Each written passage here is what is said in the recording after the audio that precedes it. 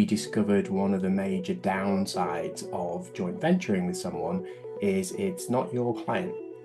So at any point they can say, we don't need you anymore, which is what happened. And we lost 80% of our work.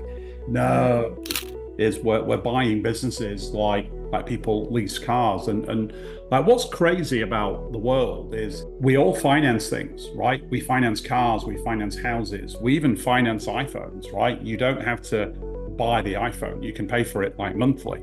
So why should doing it on businesses be any different? As if that is a hormone problem, we just take the hormones back to where they were when you were 18. And all of a sudden, you're the best version of yourself again. Energy goes up, mood goes up, clarity of thought comes back, you're making better, faster decisions. You're the best husband, the best father, the best businessman you can be. So we've done about 16 deals altogether now. Nice. A couple more heads of terms. Last one was in the recruitment sector. I'd figured out a way to measure seller psychology and how that would translate into both the value of the business. A very warm welcome to the Creative Dealmaker podcast. I'm Carl Allen, I'm your host, and I'm going to be interviewing expert guests sharing investor strategies that will completely and utterly disrupt the market when it comes to buying and selling businesses all over the world. Hi guys, Carl Allen. Welcome to another episode of the Creative Dealmaker podcast. Got a really special guest today. He's a very good friend of mine. He's also a fellow Brit. He's also a fellow dealmaker. He's also a fellow deal-making coach. We've both been in the Acquisition Aficionado magazine, and we're very soon, Ross Tomkins, going to be business partners at the start of a very cool new roll-up that we're doing. So welcome to the show. Thank you so much, Carl. It's a pleasure to be here. Yeah, so I want to tell this really quick funny story about how we met, and then I'd love to hear about your background and how you kind of got into this. I know everything about you, obviously, but my listeners and my viewers on YouTube probably don't. But what's really interesting is I met you at the Harbour Club event, Jeremy Harbour's event, which you reminded me was 2017. So 7 years ago. And I remember going to that event, loads of people had come into my my own Dealmaker coaching program and had said, yeah, you should go to Harbour Club. Like it's really, really cool. So I went, I paid for it. And I thought to myself, Jeremy, I didn't know him at that time, is either going to kick me out or he's going to befriend me. It's going to be one or the other. Thankfully, it was the latter. And we've become really good mates since then. And I have a lot of admiration for Jeremy and all the things that he does. And that's where you and I met, right? So you were in that weekend in Jeremy's apartment in Mallorca. And it was a really, really cool kind of weekend, and like you and I just gelled, didn't we? We built great rapport, and then we've kept in touch over the years. Obviously, I live full time in Texas now. You're still up in the north of England. Was following you over in Japan. I know you went with your daughter on that really cool trip. But just give us your background, mate. Like, where did you come from? How did you get into doing deals? And then we can talk about some of the really cool stuff that you and I are going to be doing over the coming months and years. Brilliant. Yeah. So I'm a physiotherapist by background. Started my first business in 2006 and grew that organically. I leveraged a lot of strategic partnerships in there as well. Yeah. So we really sort of tapped into some of the wider network. And that worked well. We grew that up to 35 members of staff. Wow. It was a pretty sizable physio outfit for the UK. And then we discovered one of the major downsides of joint venturing with someone is it's not your client. So at any point they can say, we don't need you anymore, which is what happened. And we lost 80% of our work. No. Pretty much overnight. We didn't get a lot of time. Now, that actually was the best thing that could have happened in many ways, because I was forced through that sort of pain to think of something different, think of something alternative. And that's where I had this idea of growing an ecosystem of interdependent health companies, and realized that acquisition was a faster way to bring those in.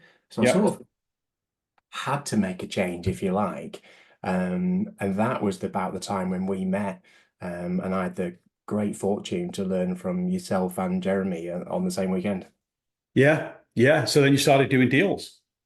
Started doing deals, not straight away. Actually, it took me 2 years to do my first one. Yeah, I went away. A lot of it went over my head. Um, I was a physiotherapist at the time, as in, I was treating people's bad knees and bad backs and all of this new language and new strategy and new stuff was just alien. yeah. And it took me a while to get my head around it. I continued talking to you and consuming your content, and eventually it kind of started to take hold. But it took 2 years to get the first deal done, and that was 100% seller financing.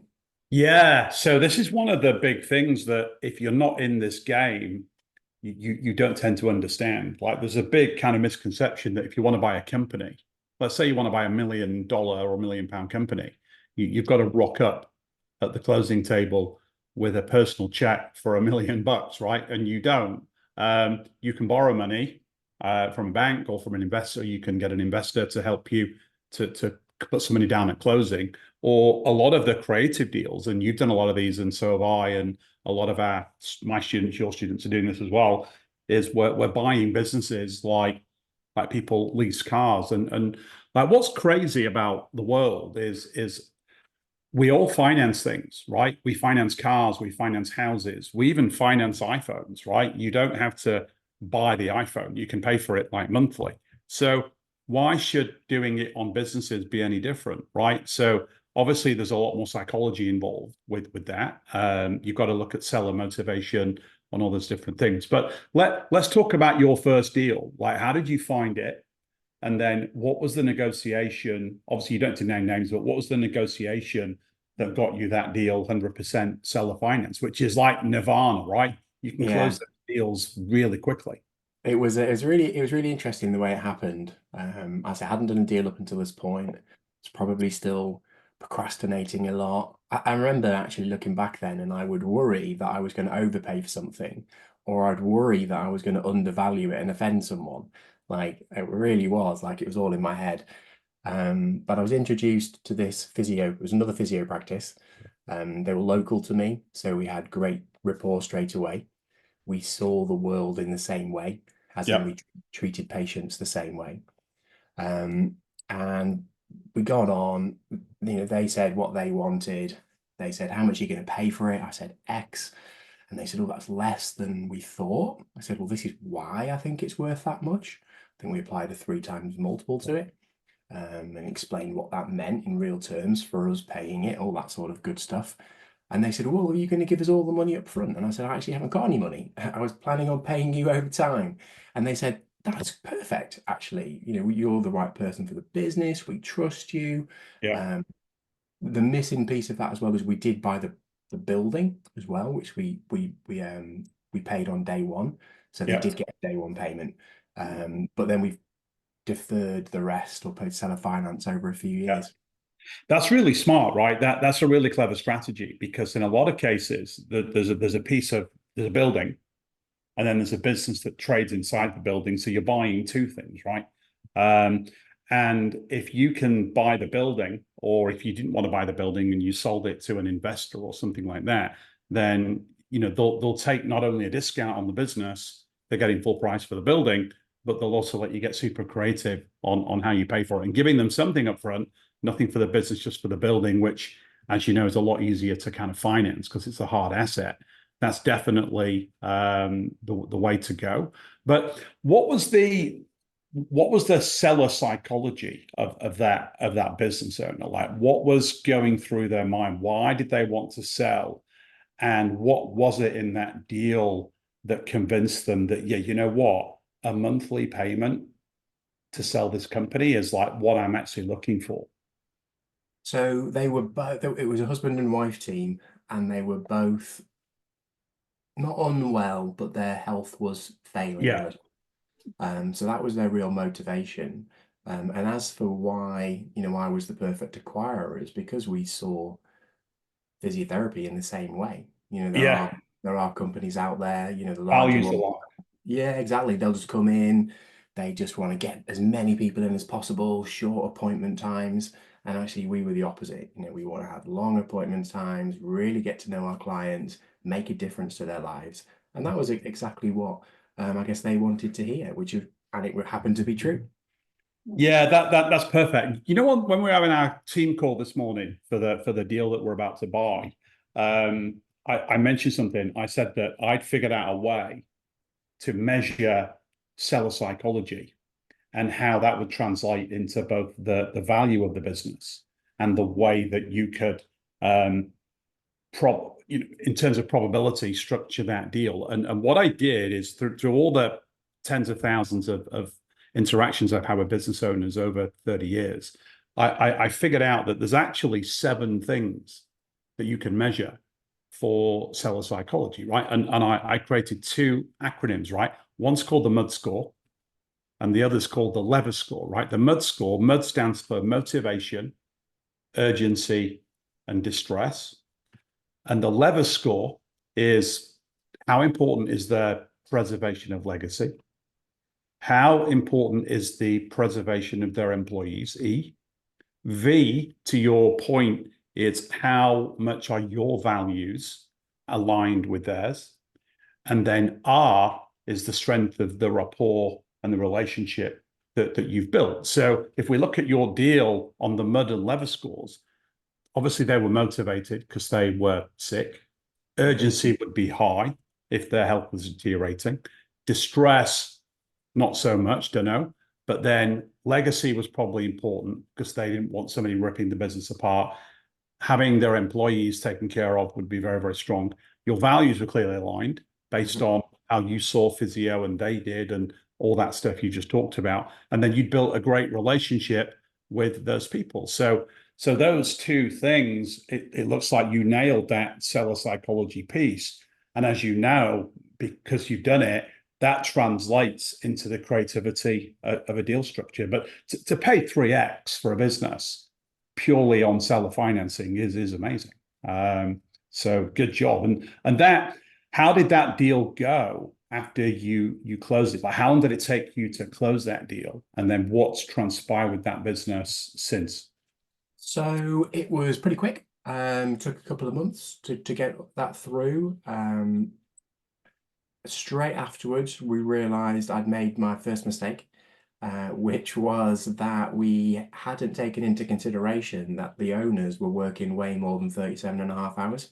Yeah. So rookie mistake, and the one I've never made again. So we hadn't really adjusted things. That being said, because we'd absorbed it into our business, it didn't make a big difference. Yeah. We were still able to continue to grow that business, and we actually then sold the whole thing a couple of years later, minus the bricks and mortar, which we still own and rent to the people we sold it to. Nice. So how many physio deals? You talked about that ecosystem of buying interdependent, companies that could grow as a group. Did you sell that entire group? We just sold the physiotherapy component. So we had 3 physio clinics. We kept the medical supplies, the domiciliary care, the medical device, and all of the other elements of the ecosystem. Yeah, cool. And then have you done any other deals since in kind of like other or parallel industries that you still own? So we've done about 16 deals altogether now. Nice. A couple more heads of terms. Last one was in the recruitment sector. Right. We've also got a stake in a health and safety company, which is actually bordering on my background in occupational health. And we've also got a stake in an HVAC roll-up as well. Right, nice. And are all those deals in England, or are you doing some deals? I know you and I are doing a deal in America soon, but have you some of those acquisitions this side of the pond? All UK. Ours will be our first in the US, so looking forward to exploring another part of the world. So it's really interesting, America. This is one of the reasons why I moved here, Ross, in that the opportunity is just so much bigger. And I hate to say it, deals over this side of the pond are just a lot easier to do. It's a lot easier to raise capital over here. The whole American market is really conditioned to seller financing. Sometimes in the UK, they don't even call it seller financing in the UK, right? We call it deferred consideration. And often sellers confuse earnouts with contracted monthly deferred payments. So it's not the same culture over there. And the other issue with America, well, the other big positive with America is because there's a lot more people here, there's just a lot more businesses, and there's a lot more businesses for sale. Like we have a model, and we update it about every 3 months. And the last time we did it, there was over 2.5 million small businesses, so sub $10 million in revenues, which is 99% of all the businesses in the world anyway. There was 2.5 million of them for sale, yet only about 225,000 or so businesses per year actually change hands over here. And so that's one buyer for every 11 companies that go to market. So, and that's normally the best in class business that sells, the one with, recurring revenues, great customers, great culture, fantastic reputation in the market. Those are the deals that go for the kind of the really high multiples. Yeah, all these other companies that are left, the only way that owner is going to be able to sell or retire or move on or do what they're going to do is to close it down. So when we're valuing companies, we look at what's the liquidation value of that business, because if no one buys it, that's all the seller's actually going to get, notwithstanding that the legacy is going to get impacted, their employees are going to get let go, everything that they've built over decades of time probably it's going to evaporate. And so that's one of the reasons why I moved over here. It was a combination of deals, entrepreneurial selling attitude to businesses, and then just where you do need to put closing payments down on deals. It's just so much easier over here. In fact, you can use the federal government to guarantee your financing, right? It's called the SBA 7A loan program, and we're leveraging that, as you know, for the business that we're buying. So I was just spending so much time over here, traveling, speaking at events, going to other people's events, looking at businesses. I was just never at home, and my wife turned around to me at Christmas and just said, like, "This is stupid. Why don't we all just move to America?" Yes. But my wife said, "But we get to pick where we go." I said, "Well, that's okay." So we picked Austin, just a really cool place, which, would love to have you over here, and you can stay with us, and we can do loads of really cool things. Our business partner, Becky's down in Houston, as you know, which will be really, really cool. So I'm thrilled that you're now looking at America. And it's like the music industry, isn't it? Like, people try and crack the UK first, which is 10 times harder. And then they go to America, which is a much bigger market, to do this stuff. So we will welcome you with open arms for US deals. It really is a lot more fun over here. I'm definitely looking forward to it. So yeah, the first one hopefully will get ticked off together by December, January. Yeah. So a couple of things I want to talk about. Let's talk about your testosterone business that you set up. Now, I know you didn't acquire this. You've kind of set this up. And I know this is something that's very close to your heart. And I'd love to get involved with this if I can, actually, as a customer, right? I'd love to, go through some of that stuff. As you know, I'm a little bit older than you. I'm 53 now. I seem to be getting busier and busier with deals and life and exercise and all that type of stuff. And just something just doesn't feel right inside of my body. I'm lethargic, I just don't have the energy that I used to have. So I'd love to kind of get involved in some of that stuff. But let's talk about that for a minute, because I know you're crushing it with that. And I think that could be a global business. yeah, it's exciting actually. Of all the businesses that I own, it's the one with the most potential, because we're right at the start of the adoption cycle in this. So the upside is incredible. We've got conversations going with franchises in about 5 or 6 different countries. Yeah. It's massive potential, but it is something personal to me, as you say. I went through this. So for those people that haven't come across it, it's basically the male menopause, which is called the andropause. Yeah. And whilst all women go through the menopause, and around 80% will be symptomatic, which many men will be familiar with those symptoms, changes in mood, changes in temperature, changes in weight. Yeah. We get the same as well, but we think only 40% of men maybe have symptoms. Now, it could be 80 because we're also more stoic. We tend not to complain. We don't go to the doctors. So we could just be putting up with it. But the common feedback that I hear, and I was exactly the same, is I don't know what's wrong with me, but something's not quite right. Yeah. And that's how I feel 100%. Yeah, so brain just a little bit more cloudy, put a Yeah. little bit of weight on, can't hold muscle anymore, libido's maybe not quite as strong, and you're just not quite the person you were. Yeah. Well, it's totally fixable. Because if that is a hormone problem, we just take the hormones back to where they were when you were 18. And all of a sudden, you're the best version of yourself again. Energy goes up, mood goes up, clarity of thought comes back, you're making better, faster decisions. You're the best husband, the best father, the best businessman you can be. It's Perfect. And remarkable. what's the medication for it? Is it an injection? Is it meds, oral meds? How do you take it?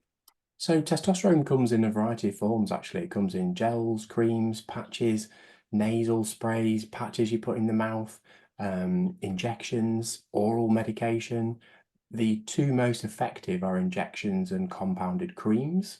So Yeah. they're the two that we specialize in, but it does come in a variety of forms. Is it like the weight loss jab that you can take where you look like an insulin jab? So you just jab it into your fold of your skin? Similar. It doesn't come in the pen in the same way, Yeah. but it's an injection, much like Yeah. that, just with a tiny needle. Yeah. Oh, definitely. Well, sign me up for that. What's the process? So it Is it starts with a blood test. yeah, it's like a simple blood test. Yeah, simple blood test, and then if you fall within a certain parameter, then we book you in with the doctor, and he'll go through all of those biomarkers. We look at 41. It's a bit like an aging male's MOT. He'll comment on all of those factors within the body, and then if it's appropriate, offer you a treatment protocol. Cool. So is it only available in the UK right now? It's for us personally, it is. Yeah. We hope to be in Malta, Dubai, and possibly Wyoming within the next month or two. Right, cool. So I might wait for the Wyoming thing, or I'm back in the UK in about 3 weeks when my UK house sells. So I'll be back home for that, so I can get all the stuff done for that. So that would be cool. And then yeah, that business model though, Ross, that would crush it in the United States. Like It's massive in America. Rush it. There's thousands of clinics in America, whereas in the UK, you can count on two hands the clinics there are. You can count on one hand that are any good. Yeah. It's so early in the whole adoption cycle anywhere in the world, apart from the UK, apart from the US. Yeah, cool. Crazy. All right, good stuff. Let's talk about the acquisition aficionado stuff. Like you've put on two very, very successful virtual events. I had the pleasure of speaking at both of them. It was really, really good. Yeah, let's talk about that for a minute, because like I've been coaching in this industry now for about 10 years, as has Jeremy Harbour. And then I think the only other coach that's been around that time, apart from Dan Peña, I think it's retired now, was Mike Warren, who's based over here in the US. So now there's hundreds of us, right, all coming together through kind of like an industry body. I think it's absolutely amazing. I know you've been on the front cover of the magazine, as have I. It's a big kind of like kudos thing. Like you and I were on the front cover when it was free. I think you got to pay to go on it now, but we were free front cover poster boys. But yeah, let's talk about that. How do you get into that, and then what's the evolution plan for that going forward? Because I'm a big fan of what you and Len are doing. Brilliant, thanks. Yeah, so I was introduced to Len. Can't even remember by who now, but we just kind of got along. Yeah. Loved what he was doing, as you say, bringing people together. And we just started throwing ideas around about how we could expand that. And the next step up, of course, was to put on a virtual event, because everyone was in their silos. And we had, obviously, yourself, Jeremy, and Mike Warren all on the first one, along with another 13 speakers. Yeah. And the plan is, of course, just to keep expanding that, keep growing it, keep growing the reach, keep giving amazing value. The feedback we've had has been, as you know, just astonishing. Just can't believe the price, can't believe the value, amazing amounts of knowledge being shared. And ultimately, I don't think I'm, breaking any confidences to say that eventually we probably want that to be in-person event as well. Yeah, yeah, yeah. I think that there's a lot of power with in-person events. So as you know, we have our big annual Dealmaker live event. It's generally at the end of September. The one we've got this year is going to be in Orlando. This will be our, I think, fourth one, probably about 750, 800 people there. It's mostly members of my protege inner circle mentorship community. But then we're opening it up this year for some people in the more junior programs that we've got. And then, they work really, really well. I think when you're building a community, for them to get to see you and interact with you and do all those different things, it really is like super powerful. And your model would work perfectly for that, because it's not like I rock up and I talk for 3 days. I've got all my other business partners that come and speak. We do a lot of case studies. I fly in, lots of other, guest speakers. Like last year, my keynote speaker was James Lawrence. I have my members read a lot, right? So I like teaching them things around the subject, around psychology and marketing. It's not just buying businesses. It's about, building a life, building a lifestyle and all those different things. There's no point making tons of money buying deals if you're not around to kind of enjoy it and kind of get all the spoils from it. So one of my big heroes in life is James Lawrence, and he's, I don't know if you know him. He's called the Iron Cowboy. He's the guy that did 50 Ironmans in 50 days in 50 consecutive states, like nearly killed himself. It's like the hardest thing anyone's probably ever done. And I got so much value from reading that book and watching his documentary. I flew him in to be our keynote speaker last year, and it was so transformational. Like what he had to go through mentally and physically to complete that challenge is a million times harder than buying a business, right? Like people come into the program and they think, well, this bit like your experience, like this is a bit alien. I'm a physio. I don't really understand a lot of this stuff, but you stuck at it. Sadly, that's not what most people do. Most people hit the very first little speed bump and they quit, right? They say, oh, you know what, I'll go off to try and do something else. Maybe I'll flip land, maybe I'll flip real estate, maybe I'll trade Bitcoin, or maybe I'll start a business or do something else. And then that doesn't work. And then people just go through this cycle of doing all these different things and they never really get anywhere. So what James did for our group was to really kind of hone us in that grit of just pushing through, having a really powerful why they want to do something, and bringing those people into these events. It just kind of rounds out. So, if we're just talking about balance sheets and deal multiples, it'll just get a bit boring. So rounding it out with all these other things is really, really powerful. So I would love to come to that event. If you go in person, I'm happy to come. I'm happy to speak. A lot of my tribe would come and support you as well, which would be really, really good. So yeah, keep me posted on that. Definitely. Yeah, that is the plan. And just on top of what you just said there, which is really an important thing, I think, 'cause I speak to a lot of people who are thinking about getting into this, I guess. We've been able to, well, we've bought 3 commercial properties as a happy accident of doing deals. We were then able to invest in residential properties, into precious metals in different countries, including our own, in cryptocurrencies, and we've got residencies in different countries. And all of that wouldn't be possible if it wasn't for sticking at this world of small business acquisition.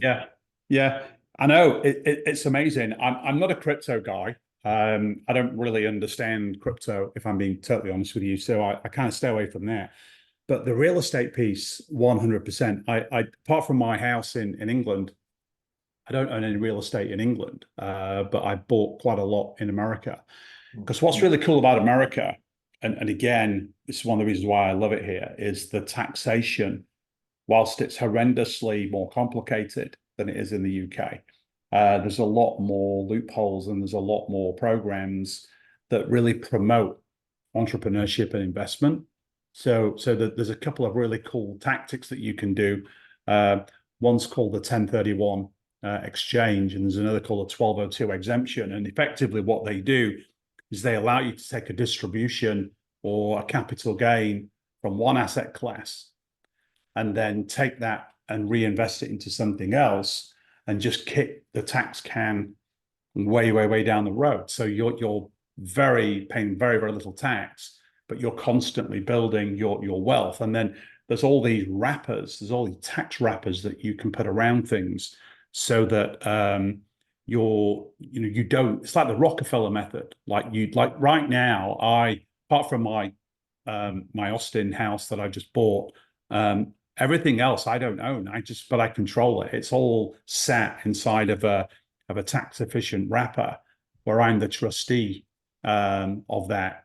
And it means that a lot of my wealth creation is at extremely low single digit tax rates, which I wouldn't have been able to do that in the UK. I know some people can set things up in the Isle of Man and offshore and do all that kind of stuff. But over here in America, it costs a lot of money to set it up. But the irony is the guy that set it all up for me, I didn't pay him. I gave him some equity in one of my roll-ups. So I'm doing a big roll-up, as you know, right now in the e-com health and beauty market. And he was really kind of keen on investing in that. And I just said, well, hey, so me and my business partner, another Ross, we said, hey, well don't pay us for the equity, just do all these trust things free. And he did. And it's freaking amazing. So yeah, it's a really cool way of not only making your life tax efficient. You pay some tax, but not a high amount of tax, but also it puts all your assets outside of like any direct line of liability, which is really, really cool. So I'll introduce you to all that stuff going. Definitely. So a couple of things, Ross, then we'll wrap. So what obviously now you're an educator in this world now, which I'm thrilled about, and I'm super proud of you for also doing that, because we don't educate. Obviously, we charge money to coach people more so than then they'll take action, right? If it was free, they wouldn't do anything. But like, what are some of the common themes that you come across when you're coaching your army? I'd love to kind of compare notes on who's your typical customer, like what are the challenges when they come in, what are their goals. I'd love to kind of compare notes with like what we do in our coaching empire. Yeah, I love it. So the typical person that I'm working with at the moment, because what I say is it's not an either or. You shouldn't be going to Carl or me. Do both, because actually we're both different. We've both got a different angle. Mine probably starts maybe underneath, I guess, because we talk a lot about health, talk a lot about mindset, and then build up through a knowledge of personal branding into strategic partnerships, how you should never overlook bid writing as a way to grow a company. And then we sort of finish at M&A. So mine's maybe a bit more holistic. But I'm like, go with Carl, go do that as well. But this is something separate. But I think probably because of our other businesses as well, I'm attracting the 35 to 50-year-old man, similar to me, who's got an eye on their health. They want to be held accountable. They want to do so many deals a year, but they want to run a half marathon or an Ironman, and they need someone to kind of help give them a bit of a rocket. So ours is a bit more sort of, a bit more health holistic based. But everyone's doing deals. And is it primarily business owners looking to acquire to grow, or is it entrepreneurs that want to buy companies rather than start them? Or is it a mix of both? Mix of both. I'd say 50-50. Initially, it was more existing business owners, particularly from the healthcare space, because they kind of seen what we'd done, and then we were like, oh, well, if Ross can do it, we can too. But now that's probably started to change a little bit. So we've got some startup entrepreneurs looking to get into it. And at the top end, one of the guys he's doing around 35 million at the moment. Wow. So, we've got real diversity in there. Yeah, interesting. Like what my customer base is very similar. I have about a third that are business owners, so they're buying deals to scale. A third are entrepreneurs that want to buy, not start. And then the other third, ironically, and this has been the fastest growth in my community over the past couple of years, is the real estate investor brigade. Because I bought a real estate coaching company called Partner Driven. And obviously there's coaches in, and I don't run any of my companies like you do. But I went on to one of the coaching sessions one week, and just to meet all the people in that kind of mentorship. And they were saying, well, like what do you do? So, well, I'm not a real estate guy, although I started buying a lot of real estate. I'm a business buying coach. Like I teach people how to buy businesses, how to raise money, how to structure deals, how to do roll-ups, all those different things. And they were like, whoa, like how cool is that? And when I started talking to them about it, what they all realized was that their skill sets were very transferable. So when you're a real estate investor, you learn how to go and generate deal flow. You learn how to raise capital. You learn how to negotiate, build rapport, and then you learn how to transact, right?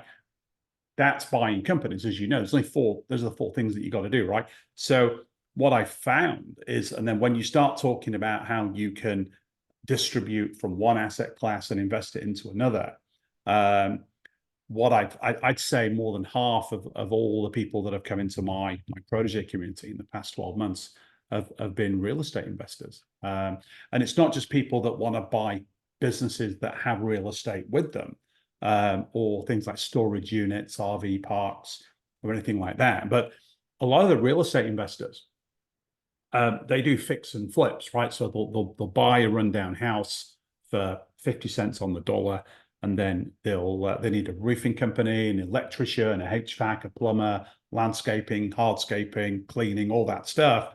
But then in a lot of these big areas where they're doing that, it's really hard for them to get the trade companies to do that work because they're all busy.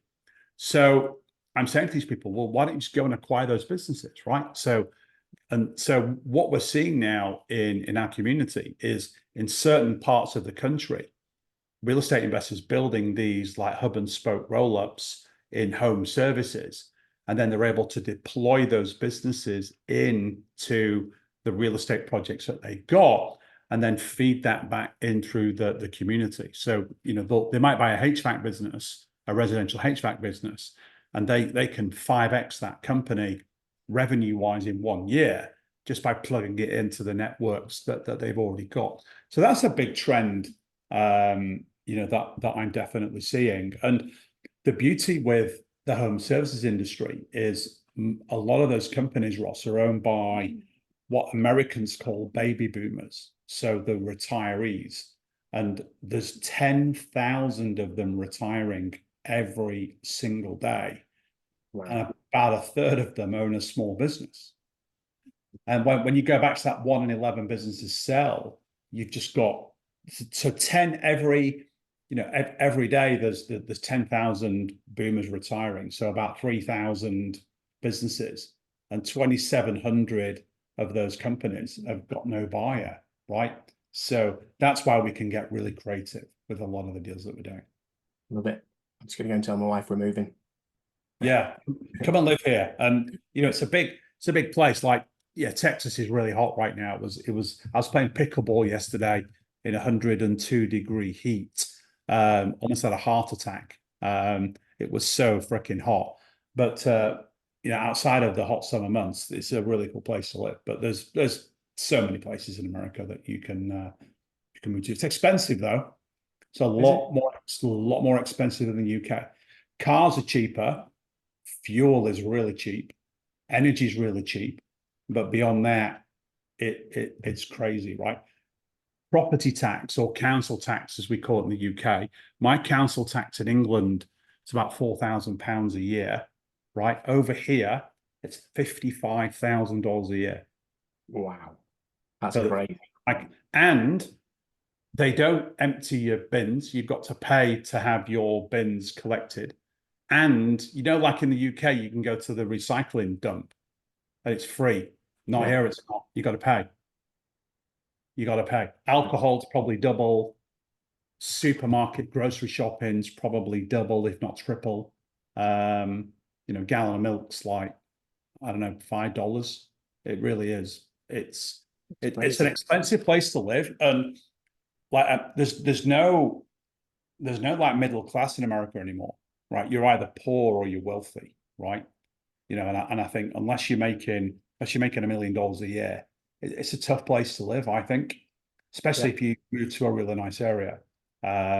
It can be super, super expensive, but no, we will welcome you with open arms. One last question for you.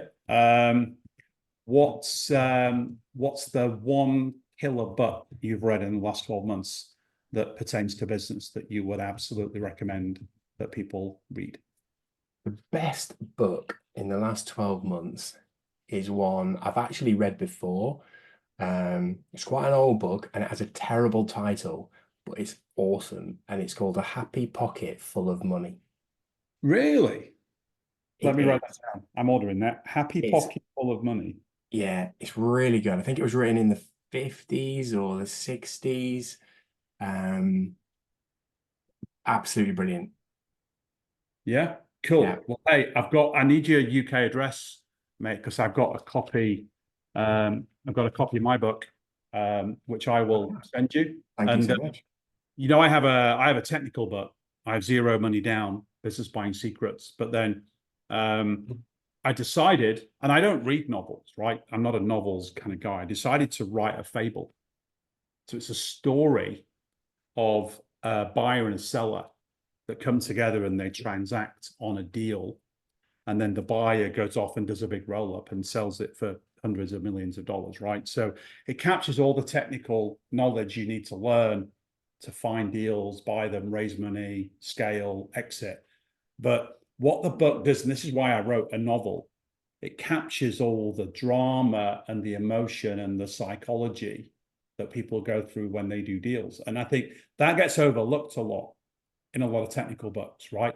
But yeah, you can talk about how to calculate EBITDA, how to take an average, how to do add backs, like how to do due diligence, like how to structure the deal. Like that's, you can talk about all that, and I do, but like when a seller gets cold feet, what happens, right? When a buyer gets cold feet, what happens? What happens when this happens in the book, the financier pulls the plug the day before closing and he has to pivot and offer a completely different creative deal structure. Like all those things that happen in reality, technical business buying books don't cover. So I tried to get all of that done, and I wrote it all myself. It's 90,000 words.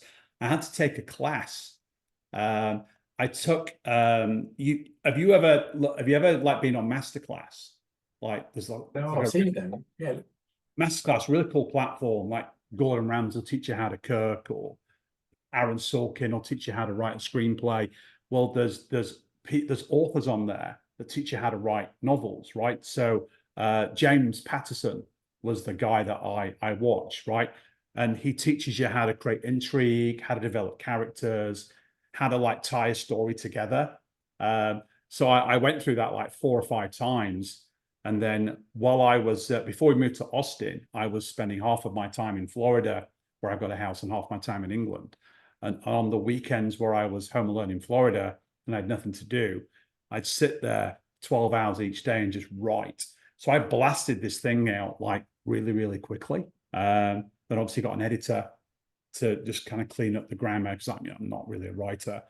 But yeah, we launched it about 2 months ago, and it's mandatory reading for all the people that come into my community. So I'd love to send you a copy, mate. So I'll as soon as I get back to England in a couple of weeks, send me your address. I'll whiz one up to you, and then yeah, I think thank you so much. There's a lot for the personal branding that talked about before. Like being a published author and a best-selling author is like really, really good for speaking and doing all those different things. But all right, mate. Well, appreciate your time. Where can people where can people find you, man? Like, if they want to come into some of your things, or like, how can they find you? Like, do you have a YouTube channel, an Instagram channel, or what's the best way for people to get hold of you?